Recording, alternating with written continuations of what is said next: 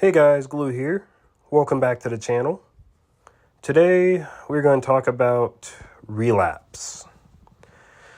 For those who aren't addicts, I'm so grateful that you're not, and I pray that you never do get addicted to anything. However, for those who are addicts and for those of us who know addiction very well, unfortunately, relapse is the dark part of the recovery cycle.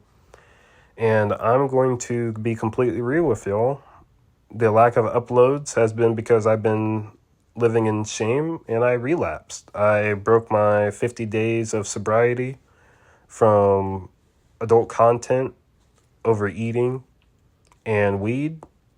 I completely screwed it up and I lived in shame. So I didn't upload, I didn't talk to nobody. I just sat there and told myself all these terrible things about myself, and I just became a shut-in and pretty much a goblin.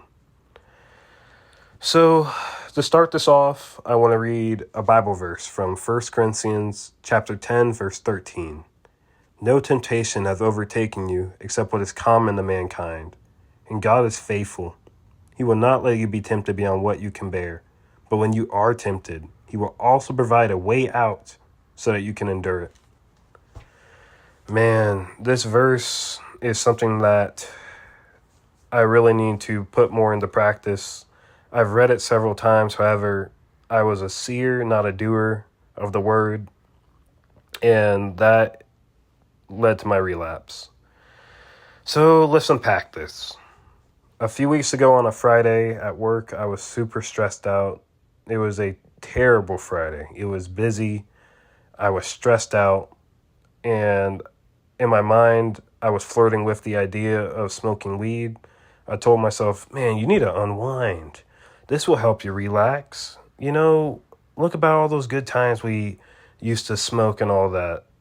I looked at my addiction to weed with rose-tinted glasses and thinking that it would fix my problems. However, deep down, I've always known this, that weed is not my friend. I cannot handle weed. Every time I smoke weed, it leads to a relapse of all my other addictions. And I was in denial that day. I was dead set on smoking weed, knowing that what I was about to do was wrong, knowing dang well of what would happen.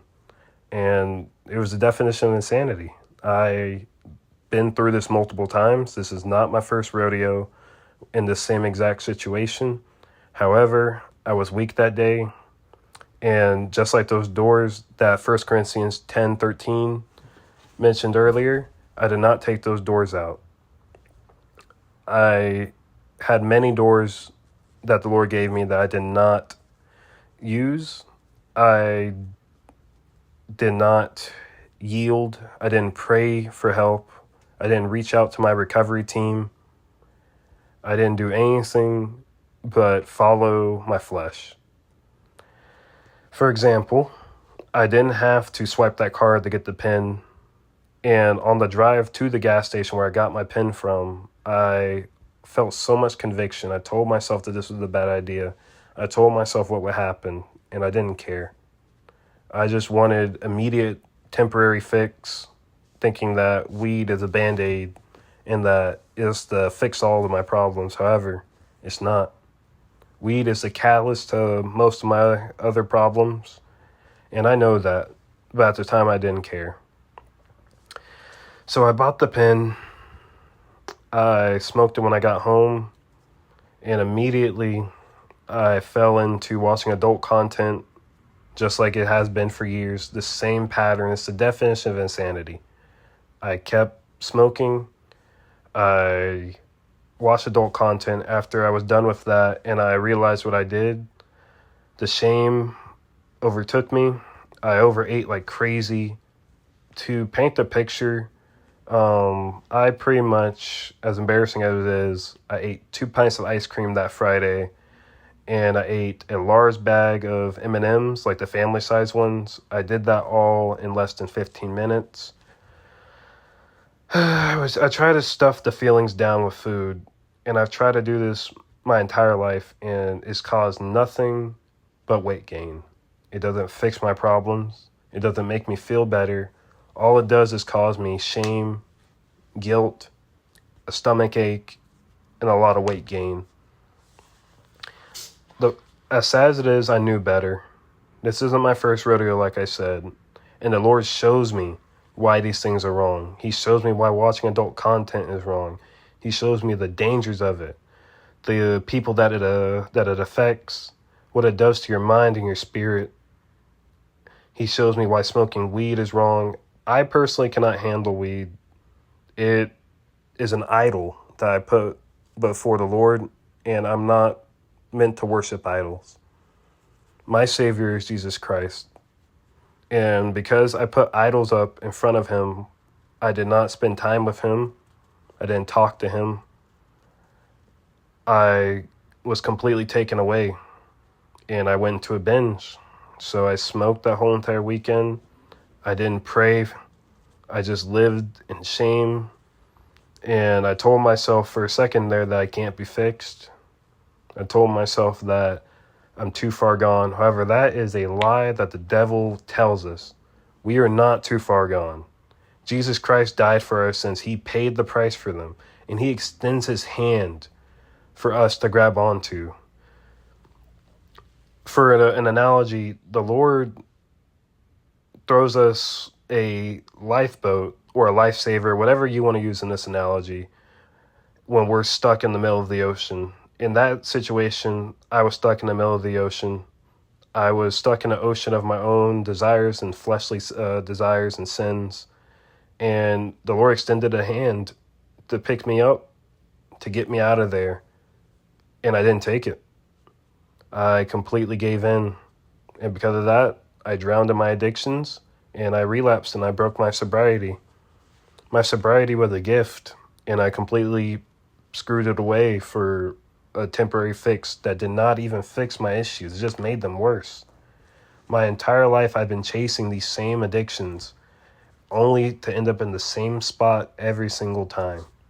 However, I find clarity in moments of progress and relief when I am clean, when I'm sober-minded, as the Lord tells me to be. And I need to start putting that into practice daily, not just on the weekends, not just on Sundays, not just on the weekdays, not just during the day, but in every single second of the day. Even when I'm angry, even when I'm tired, even when I'm having the crappiest day, I can't give in. Being an addict is not sustainable. I cannot keep doing this forever. I can't keep watching adult content forever. And I can't talk about how the dangers of this stuff is and how much it screwed me up and screwed up so many people in my generation. I can't say for them not to do it or not to indulge in these things when I indulge in them. So moving forward, I'm going to be more honest. I'm going to reach out to my recovery team more. And more importantly, I'm going to spend more time with God. And when I'm tempted, I'm coming to him. He knows my heart. He knows me better than I know myself. And all he wants is the best for me. He wants me to follow him and just be still.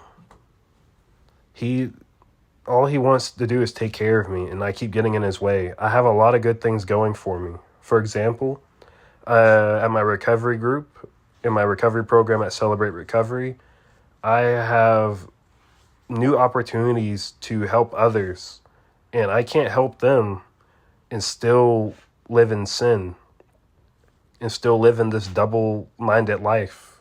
That's just hypocrisy. It's bad enough that people already think Christians are hypocrites. In reality, we're people too. We struggle. However, I am not the same person I used to be.